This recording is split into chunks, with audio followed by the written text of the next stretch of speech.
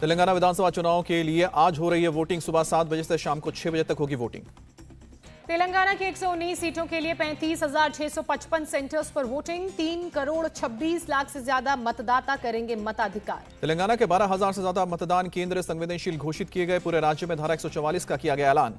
तेलंगाना में वोटिंग के दौरान सुरक्षा के कड़े इंतजाम किए गए। केंद्रीय सशस्त्र बलों की 375 कंपनियों और तेलंगाना विशेष पुलिस की 50 कंपनियों की तैनाती की गई। तेलंगाना पुलिस के 45,000 से ज्यादा पुलिस वाले बूथ पर किए गए हैं तैनात। होमगार्ड के 23,500 जवान भी करेंगे निगरानी। तेलंगाना में विधानसभा चुनावों को लेकर हो रही वोटिंग। हैदराबाद में वोट देने के लिए भारी संख्या में लाइन में लगे वोटर्स। बीआरएस नेता के कविता ने हैदराबाद में किया मतदान। लोगों से भारी संख्या में घरों से बाहर निकलकर वोट करने की अपील की। केंद्रीय मंत्री जी किशन रेड्डी ने की वोटिंग। हैदराबाद के अंबरपेट में वोट कास्ट किया।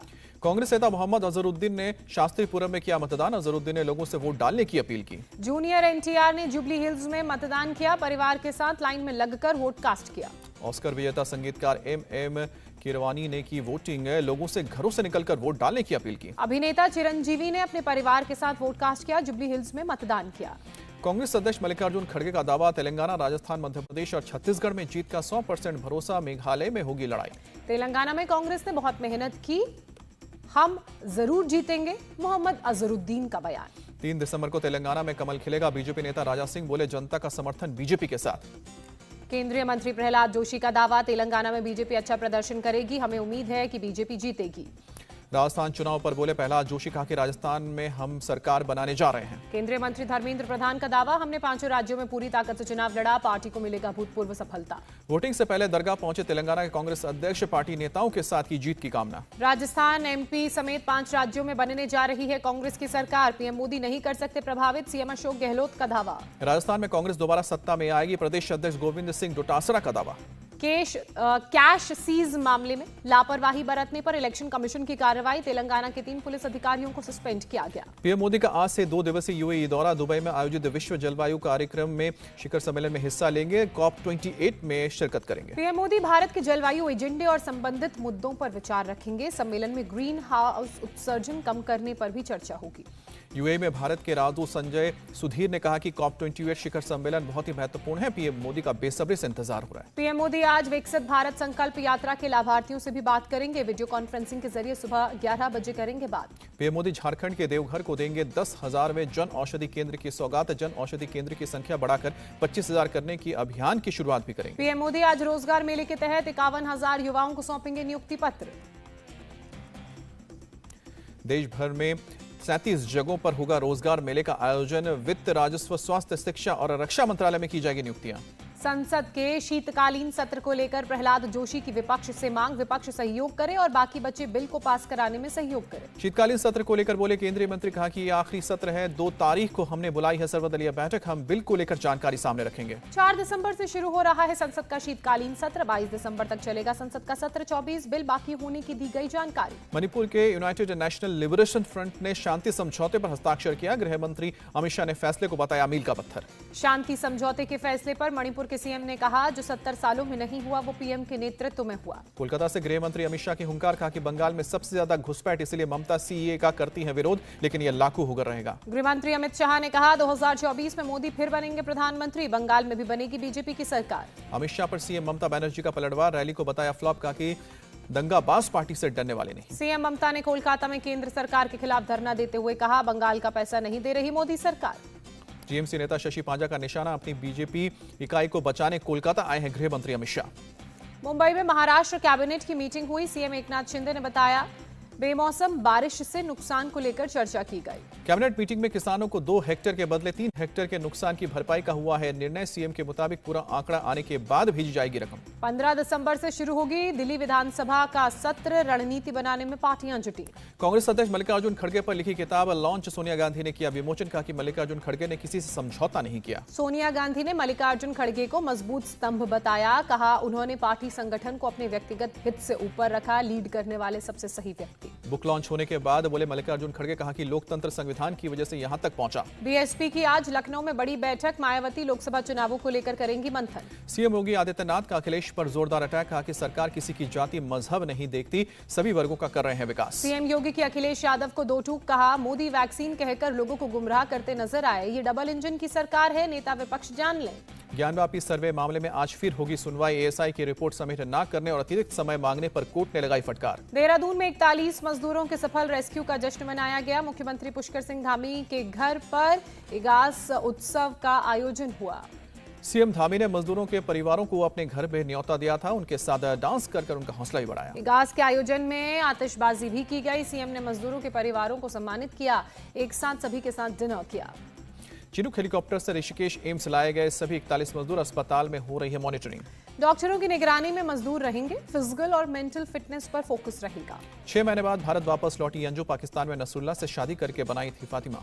अंजू के पति अरविंद ने जताई नाराजगी। साफ साफ कहा कि वो बच्चों को अंजू से नहीं मिलने देंगे। राजस्थान के जयपुर में ट्रिपल मर्डर की दिल दहलाने वाली वारदात हुई। एक महिला और 2 बच्चों की घर में घुसकर की गई हत्या। मालवीय नगर के खटीक इलाके में महिला और बच्चों को मारी गई गोली। महिला की अस्पताल ले जाते वक्त रास्ते में मौत हुई। पुलिस के मुताबिक हत्या में चाकू का भी इस्तेमाल किया गया। मौके से बरामद हुई सिर्फ पिस्तौल की गोलियां। पुलिस सीसीटीवी की मदद से अनजान कातिल की पहचान में जुटी। एफएसएल की टीम मामले की जांच में जुटी।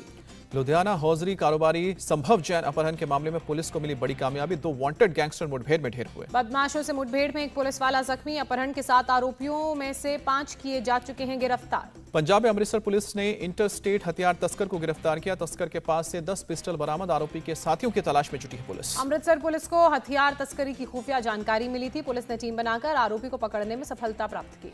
यूपी के बरेली में 6 महीने में 9 महिलाओं की हत्या की गई है। साइको किलर ने एक ही पैटर्न में हत्याएं की हैं। पुलिस ने साइको किलर को पकड़ने के लिए 9 टीमों का गठन किया। 4 थाना क्षेत्रों में ड्रोन की मदद से निगरानी भी जारी। महाराष्ट्र के नांदेड़ में कुख्यात आतंकवादी रिंदा का पिता और भाई गिरफ्तार हुआ। जबरन वसूली के आरोप में की गई गिरफ्तारी। पुलिस ने रिंदा के पिता और भाई के खिलाफ मकोका के तहत केस दर्ज किया। कोर्ट ने दोनों को 5 दिन की पुलिस कस्टडी में भेजा।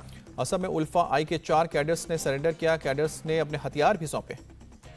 असम की डीजीपी के सामने कैडरों ने डाले हथियार। डीजीपी ने कहा, आपने आत्मसमर्पण नहीं किया, आपकी घर वापसी हुई है।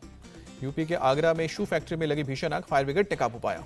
फैक्ट्री में लगी मशीनों को आग से नुकसान पहुंचा। संकरी गली होने की वजह से आग बुझाने में भी हुई परेशानी। भारत गौरव ट्रेन में यात्रा कर रहे 40 लोग फूड पॉइजनिंग की वजह से बीमार पड़े। रेल मंत्रालय कंपनी पर करेगा कार्रवाई। मुंबई के पूर्व मेयर और उद्धव गुट के नेता दत्ता दलवी गिरफ्तार। मुख्यमंत्री एकनाथ शिंदे के खिलाफ आपत्तिजनक भाषा के इस्तेमाल का है मामला। पूर्व मेयर दत्ता दलवी की गिरफ्तारी पर भड़के संजय राउत। पूछा, क्या सीएम शिंदे को नालायक कहने पर हुई है कार्रवाई। मुंबई में दत्ता दलवी के घर के नीचे खड़ी कार में तोड़फोड़। शिंदे गुट के कार्यकर्ताओं पर लगा आरोप। मंगलुरु ब्लास्ट केस में एनआईए ने 2 आरोपियों के खिलाफ दाखिल की चार्जशीट। आईएस के संपर्क में थे आरोपी। चेन्नई में मूसलाधार बारिश ने लोगों की मुश्किलों को बढ़ाया। सड़कों पर लबालब भरा पानी। लोगों के घरों में पानी घुसने से बड़ी परेशानी। चेन्नई में लगातार बारिश की वजह से गाड़ियों की रफ्तार पर लगा ब्रेक। कई इलाकों में ट्रैफिक जैम। तमिलनाडु के तिरुवल्लूर में नेशनल हाईवे पर पानी भरा। टोल प्लाजा पर पानी भरने से वाहन चालकों को हो रही परेशानी। तिरुवल्लूर लेक में भारी बारिश के बाद बड़ा जलस्तर। पानी बढ़ने से डैम का एक गेट खोला गया।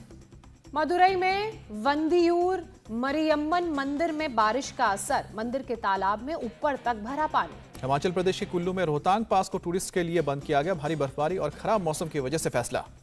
आंध्र प्रदेश के तिरुपति में भी भारी बारिश। तिरुपति मंदिर सहित शहर के कई इलाकों में जल जमाव। इजरायल हमास सीजफायर का आज आखिरी दिन। हमास ने 10 इजरायली और 4 थाईलैंड के नागरिकों को रिहा किया। सीजफायर की शर्तों के मुताबिक हमास ने अब तक 6 चरणों में बंधकों की रिहाई की। सभी बंधक मिस्र के रास्ते इजराइल पहुंचे। हमास ने देर रात 2 रूसी नागरिकों को भी रिहा किया। रेड क्रॉस को सौंपे गए दोनों बंधक। रूसी बंधकों को हेलीकॉप्टर से इजराइल के शेबा मेडिकल सेंटर पहुंचाया गया। डॉक्टर्स कर रहे हैं दोनों की जांच। हमास से रिहा हुए रूसी बंधक अपने परिवार से मिले। परिवार वालों ने गाड़ी से उतरते ही गले लगा लिया।